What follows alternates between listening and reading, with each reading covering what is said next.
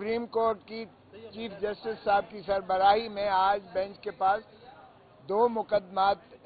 کے ہمارے لگے ہوئے تھے۔ پہلا مقدمہ جو تھا وہ گوہر علی خان، بیرسٹر گوہر علی خان چیئرمین پاکستان تحریک انصاف کی جانب سے تھا، جس میں توہین عدالت کے بارے میں نالش کی گئی تھی، اور وہ جو 20 سے لے کر اب تک آج تک جو بھی جنرل الیکشنز کے کاغذات نامزدگی کی شروعات سے لے کر کاغذات نامزدگی کی جانچ پڑتال سے تک جو ہے، اور ابھی بھی وہ سلسلہ اپیلوں کا شروعات ہوا جاتی ہے۔ آج اس بارے میں بیرسٹر گوہر علی خان صاحب نے اس سپریم کورٹ کے حکم کی جو آتھر جج تھے جسٹس منصور علی شاہ صاحب نے جو لکھا تھا کہ الیکشن کمیشن آف پاکستان پابند ہے، لازم ہے، اس پر آئینی تقاضا ہے اس کا کہ وہ فری، فیئر اور ٹرانسپیرنٹ الیکشنز کروائے، اور لیول پلینگ فیلڈ جو ہے اس میں ہونی چاہیے ہر جماعت کے لیے، اور ہر امیدوار خواہ وہ جو ہے بغیر کسی جماعت کے انڈیپینڈنٹ ہی کیوں نہ لڑ رہا ہو، اور ان کے لیے ایسا ماحول سازگار ہونا چاہیے، کیونکہ ساری ریاست کا دار و مدار اس الیکشن کی شفافیت کے انعقاد پر منحصر ہے اور محیط ہے۔ ہماری طرف سے یہ نالش کی گئی تھی کہ جناب آپ کے احکامات کے باوجود کہ الیکشن کمیشن کے پاس ہم آپ کے حکم کے تابع اسی دن گئے جو آپ نے وقت مقرر کیا تھا 3 بجے کا، اور الیکشن کمیشن کو ہم نے اپنی معروضات پیش کی، اور اس کی روشنی میں الیکشن کمیشن میں بظاہر تمام صوبائی الیکشن کمیشنز کو اور تمام جو ہے ایڈمنسٹریشن کو جو ان کے تابع آتی ہے، یعنی الیکشن کی مقصدیت کے لیے وفاقی حکومت، صوبائی حکومتیں، کیئر ٹیکر جو ہے، صوبائی حکومتیں جو کیئر ٹیکر ہیں، اور تمام ایڈمنسٹریشن جو ریاست کا ہے، وہ الیکشن کمیشن کا پابند ہوتا ہے احکامات ماننے کا اور اس کے انعقاد کو یقینی بنانا اور شفاف بنانا۔ ہم نے یہ عرض کیا کہ جناب آپ نے حکم بھی کیا، الیکشن کمیشن نے آگے ہدایات بھی جاری کی، لیکن الامان جو کچھ ہمارے ساتھ کیا گیا پی ٹی آئی کے امیدواران کے ساتھ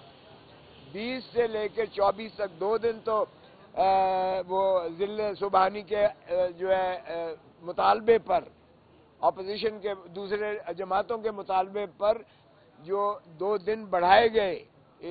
کاغذات نامزدگی کے دخول کے لیے، ان کے لیے فیسیلیٹیٹ کیا گیا، ہمارے لیے نہیں کیا گیا۔ 24 تک جو ہے انہوں نے بڑھا دیا، اور اس دوران میں ہمارے امیدواران کے لیے جو دقتیں آئیں، یعنی وہ ہم نے اس کا احاطہ کیا،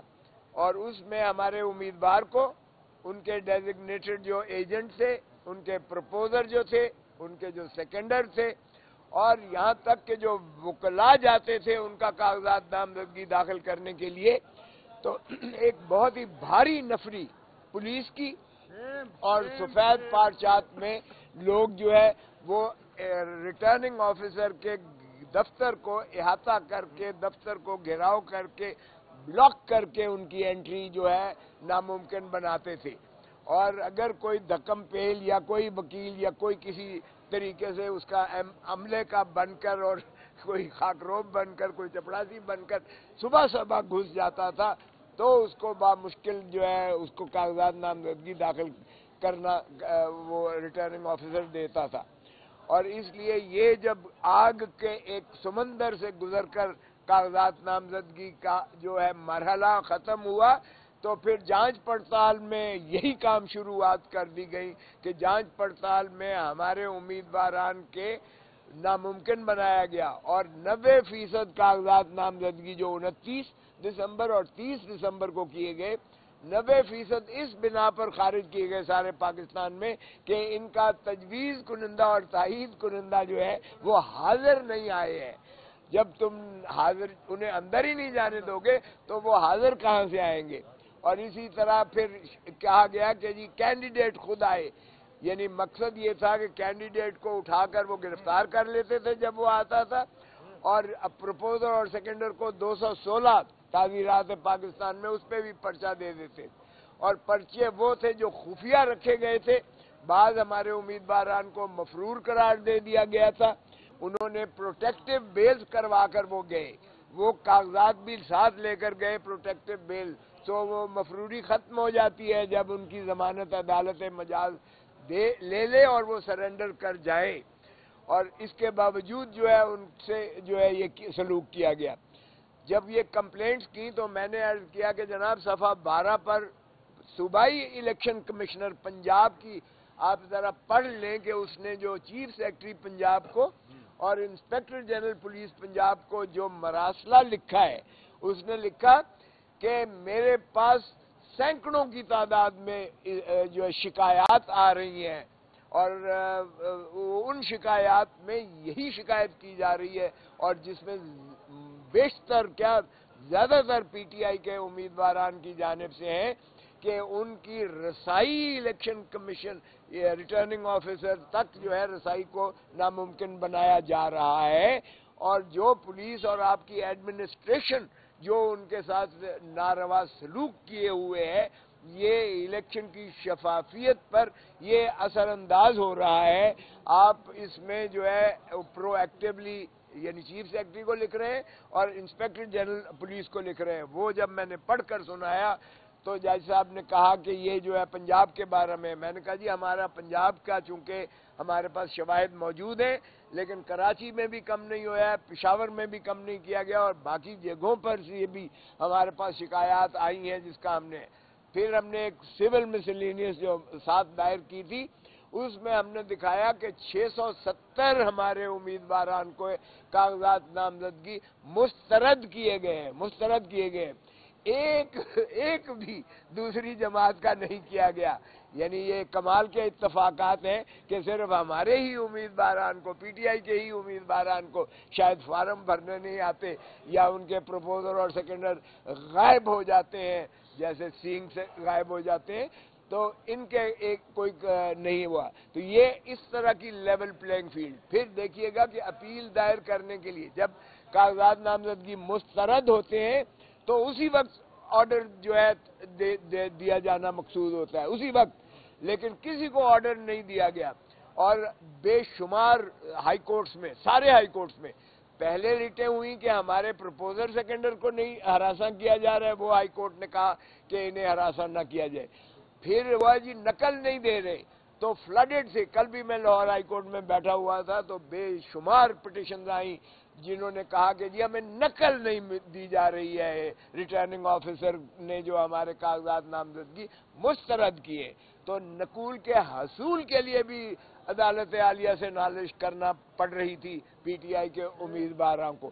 وہ آج آخری دن ہے اور آج تک نہیں ملی ہے۔ اور جب ہم نے کہا تو باہر کیف ہم نے یہ ہدایات کر دی نیچے کہ بغیر نقل حاصل کیے، اب دیکھیں اگر نقل نہیں ملتی ہے تو وہ مؤثر طریقے سے اپیل میں کیا لکھیں گے کہ کس بنا پر جو ہے مسترد کیا گیا، اور اس کو کس طرح سے قانونی اس کو جو ہے لا قانونیت ظاہر ہوگی۔ باہر کیف ان تمام کے باوجود جب چیف جسٹس صاحب اور انہوں نے وہ خطوط، وہ چیف پنجاب کے الیکشن کمشنر کا وہ مراسلہ پڑھا جو انہوں نے ہدایت اور حکم جاری کیا تھا، تو پھر انہوں نے یہ سوموار کے لیے رپورٹ مانگی ہے چیف سیکرٹری پنجاب سے اور انسپیکٹر جنرل پولیس پنجاب سے کہ یہ آپ کی جو شکایات ہیں جس کا احاطہ پنجاب کے الیکشن کمشنر نے کیا ہے اور آپ سے تقاضا کیا ہے، آپ نے بتائیں اس پر کیا کیا ہے اور کیوں کر جو ہے۔ اب ظاہر ہے کہ ہماری یہی تھی کہ ان کو توہین عدالت کا ارتکاب کیا ہے انہوں نے، اور ان کو جو ہے قرار واقع سزا دی جائے، تو اس میں باقی کی کارروائی جو ہے مزید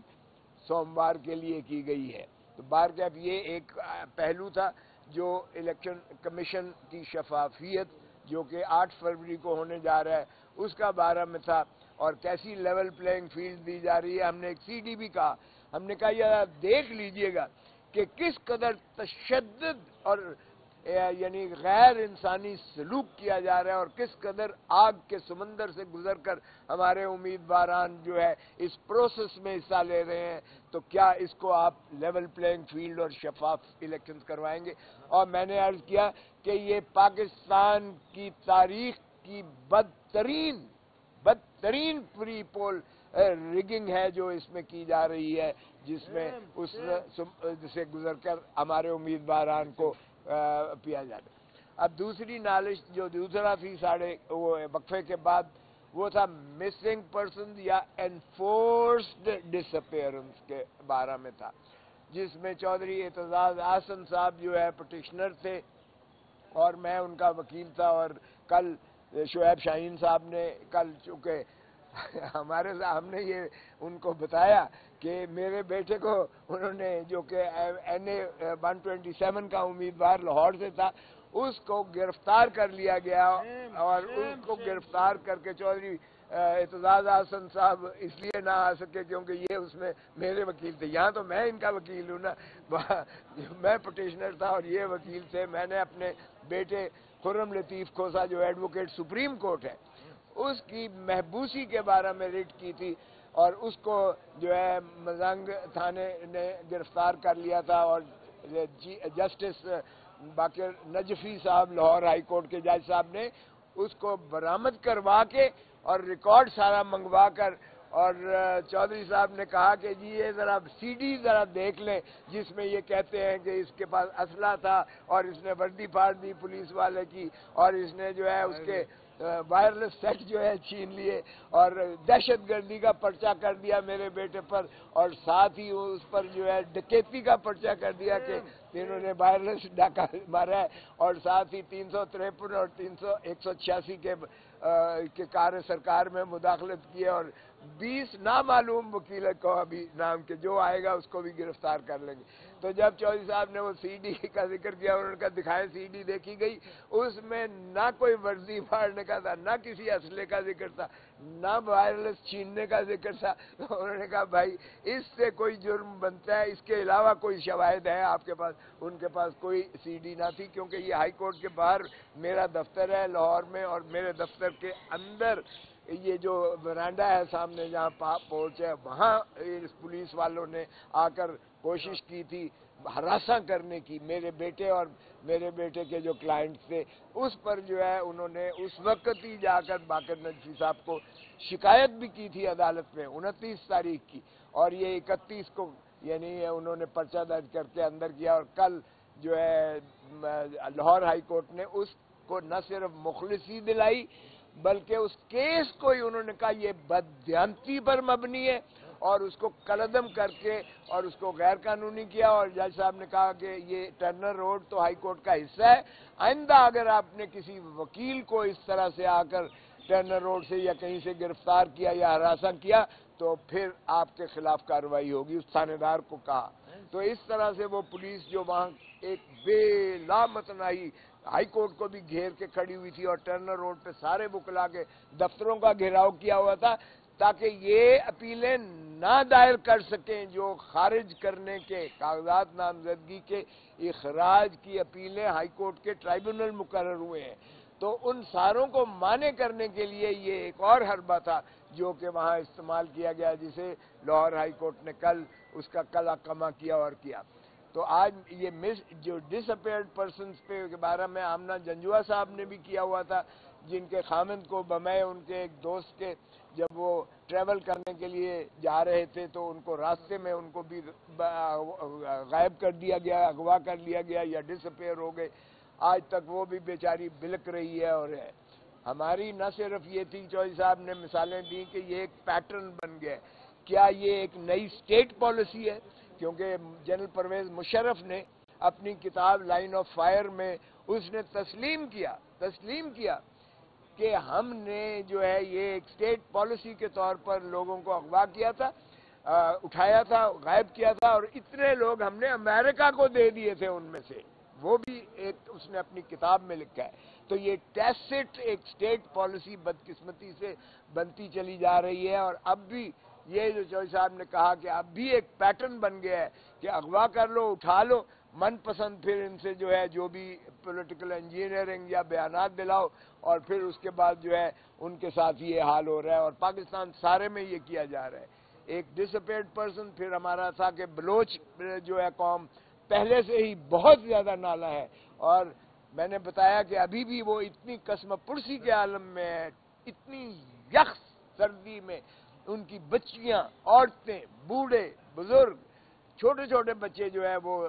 ٹھنڈی اس یخ بستہ سردی میں وہ بیچارے کھلے آسمان کے نیچے